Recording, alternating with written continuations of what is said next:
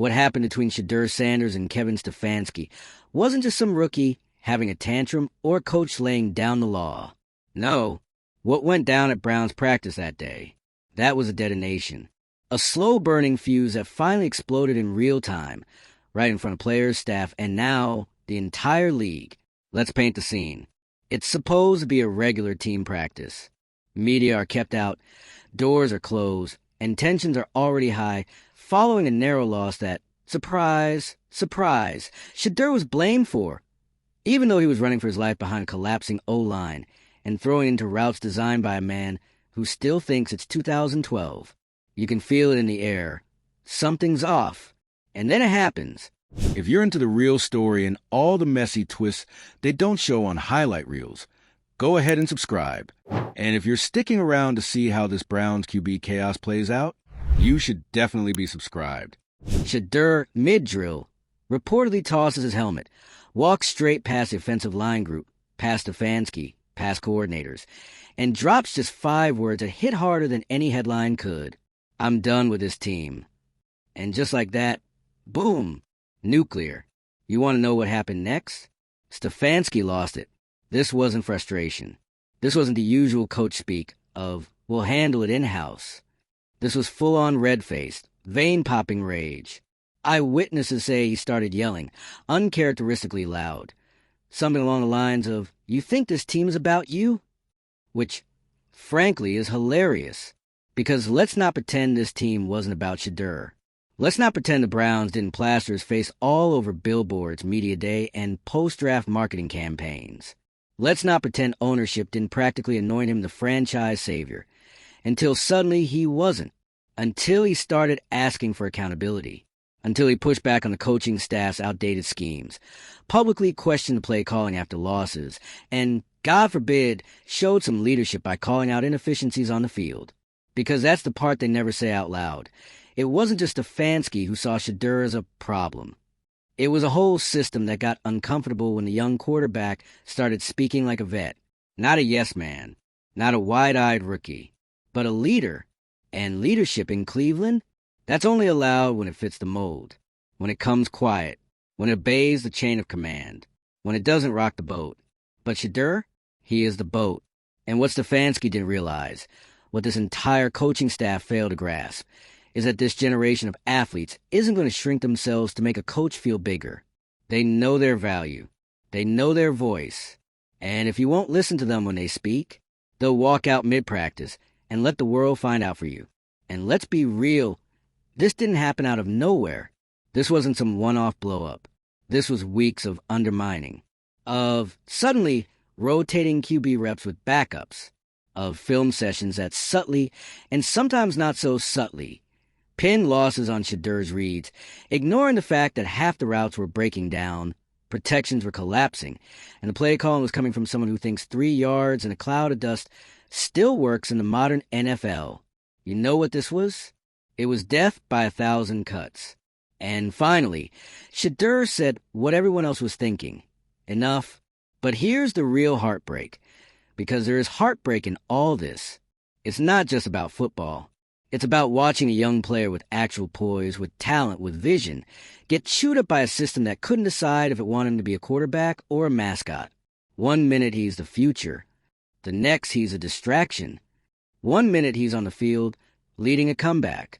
The next, he's being benched for rhythm. You want to talk about undermining? Let's talk about the way Stefanski reportedly ran a split-rep QB practice 2 weeks before this meltdown, just days after Shedeur led the team to a road win.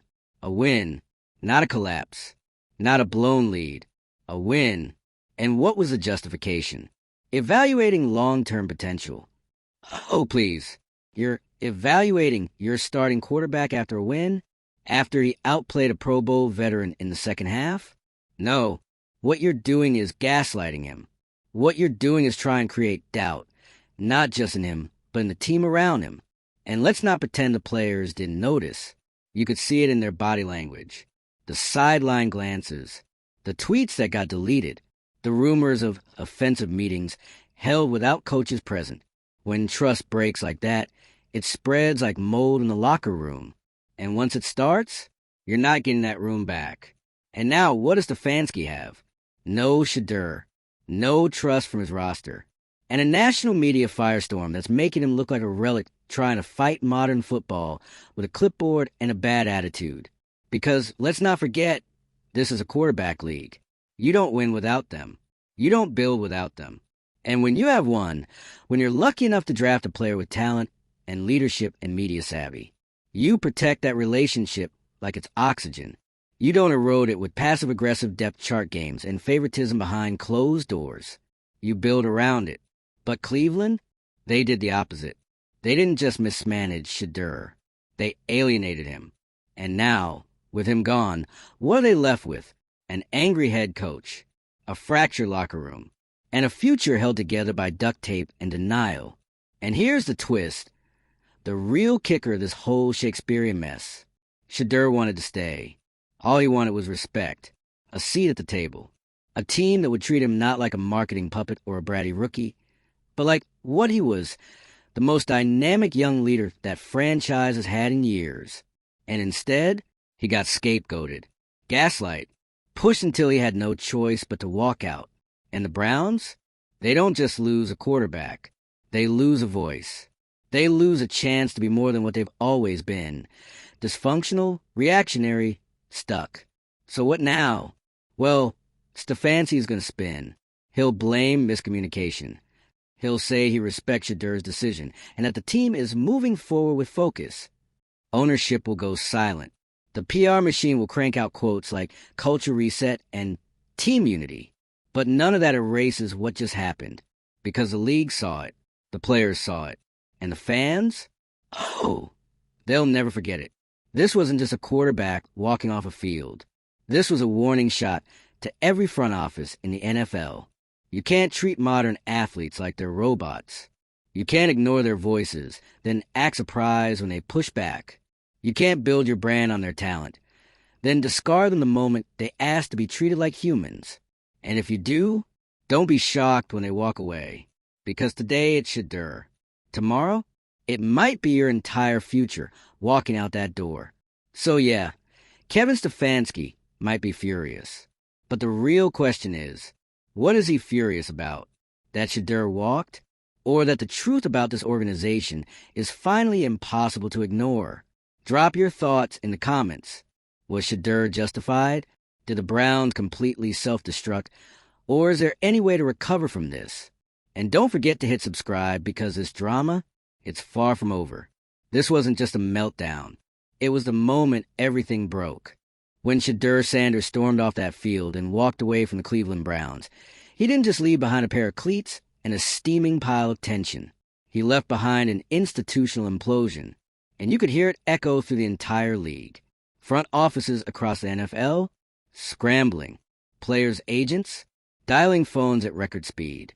Journalists, foaming at the mouth. Twitter, on fire.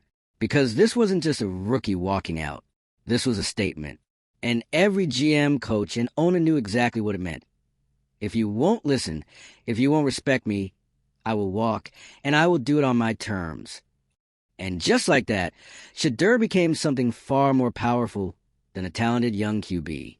He became a symbol of the modern athlete's refusal to be gaslit by legacy leadership, a symbol of player empowerment, a reminder that, in today's NFL, you need your quarterback more than he needs you. But let's not gloss over what this means for Kevin Stefanski. Because while Shedeur was walking out the side gate, head high, legacy intact, Stefanski was inside the facility, probably pacing his office, red in the face, wondering how everything slipped through his fingers. Because make no mistake, this didn't sneak up on him. The tension had been there. It had been building. There were meetings, warnings, awkward silences. There were conversations that never should have happened and others that desperately needed to, but didn't. And the worst part? Stefanski thought he was in control. He thought he could coach it out of Shedeur, thought he could break him down, reshape him, mold him into a quiet, compliant quarterback who didn't question the plan, didn't ruffle feathers, didn't leave without permission. Spoiler alert, that's not who Shedeur is. And that's why they drafted him, right? That charisma, that confidence, that leadership aura, That's what made him a franchise QB in the first place. And yet, the moment it didn't fit neatly into Stefanski's program, it became a problem. Because old school coaches, they don't just want you to run their plays. They want you to mirror their mindset. Be humble, be grateful, be quiet. And Shedeur, he's got respect. But he's not small, and he's definitely not quiet. He was raised on legacy. He was built for pressure. And when he walked into that Browns facility, he didn't walk in to be managed like a risk. He came to be trusted like a leader. But Stefanski never made that leap. Instead, he micromanaged him, second-guessed him, publicly downplayed his performances, and privately criticized his instincts. And then he got angry when Shedeur stopped playing along. That's not leadership. That's ego. Let's be real. Kevin Stefanski didn't lose Shedeur on the day of the walkout. He lost him long before that. He lost him in film rooms where the blame was one-sided. He lost him in practices where the reps mysteriously decreased. He lost him every time he chose control over collaboration. And now, he's not just down a quarterback. He's down credibility.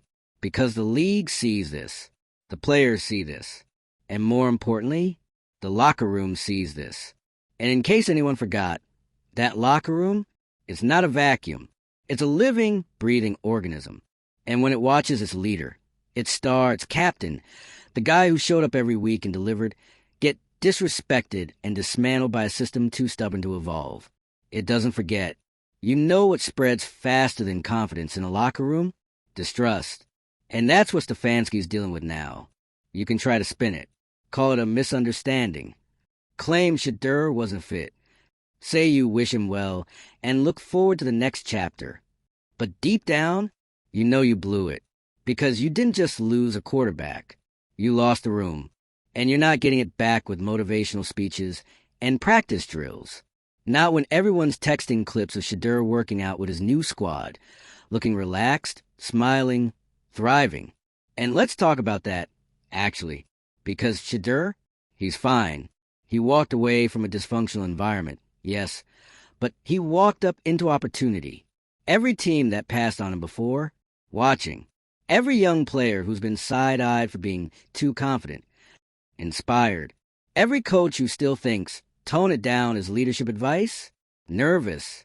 Because now, Shedeur doesn't just have his game. He has a narrative. And narratives, they matter. He's the guy who stood up to a broken system. The guy who didn't stay silent. The guy who left the Browns behind and became better for it. And that's the scariest part for Cleveland. Because this isn't just going to fade. This is going to follow them. Every media day. Every season opener. Every press conference. The question won't be what's the game plan. It'll be, do you regret letting Shedeur walk? And Stefanski? He's going to be hearing that for a long time. But here's where we take a step back. Because this story, it's not just about Shedeur or Stefanski or even the Browns. It's about every team. Every franchise that thinks it can draft modern athletes and still operate like it's 2005. Every coach who thinks discipline means domination. Every exec who thinks charisma is a threat, not an asset. This is a wake-up call. Because this generation of athletes, they're not here to play the silent soldier role. They're smart. They're branded. They're media savvy, financially literate, emotionally intelligent, and they know their worth. If you don't build a culture that respects that, they will leave you behind. And you'll be left doing what Cleveland's doing now. Scrambling. Trying to spin the narrative. Trying to move on. Trying to convince a fractured roster that things are still on track.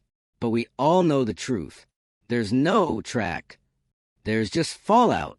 And it's going to take more than a quarterback switch to fix it.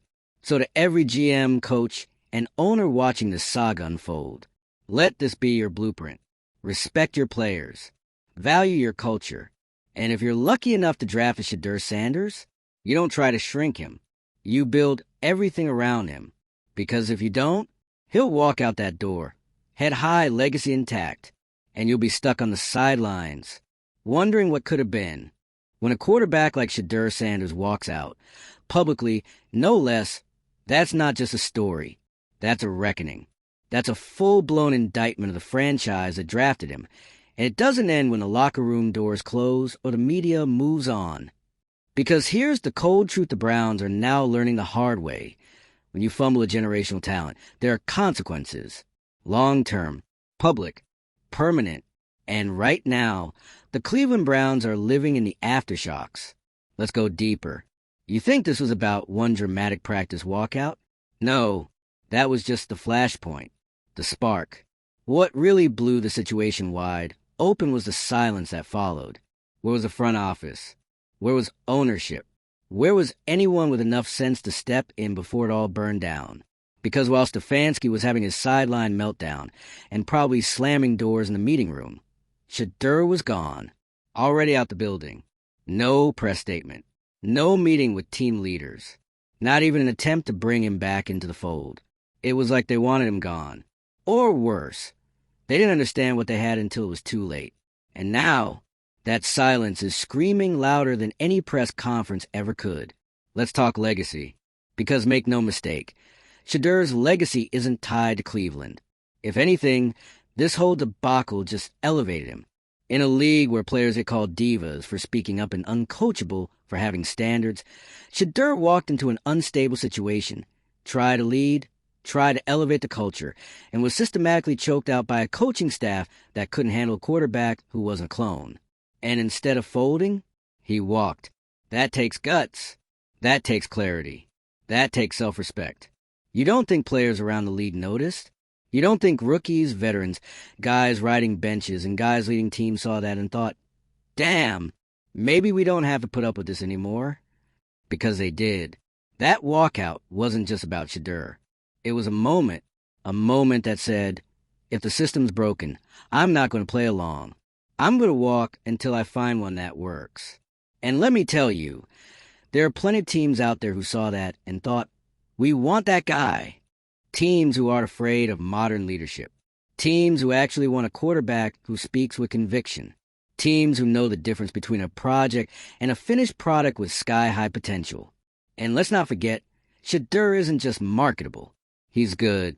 Like, really good. Mechanically sound. Reads the field like a vet. Composed in the pocket. Competitive but calm. Charismatic without being arrogant. He's everything you want in a franchise quarterback. So when he left Cleveland, that wasn't a step back. That was a reset.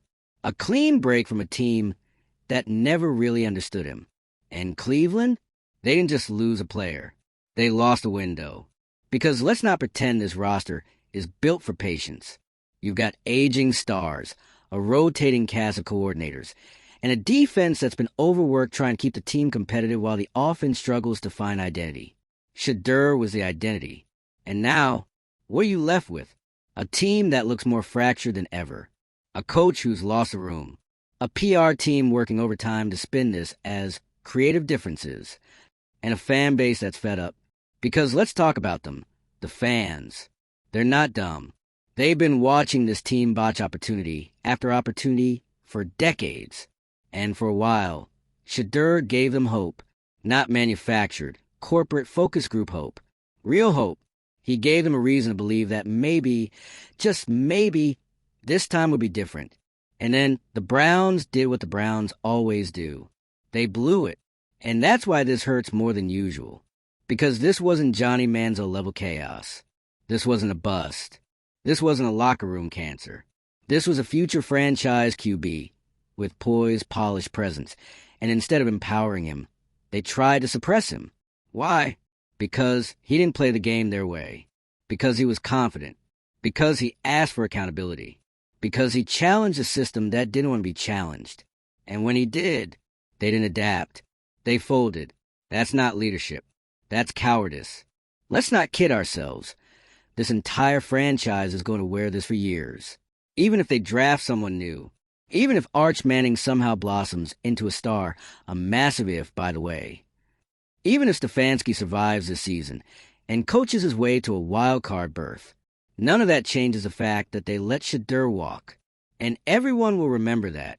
Because in this league, it's not just about what you build. It's about what you let slip away.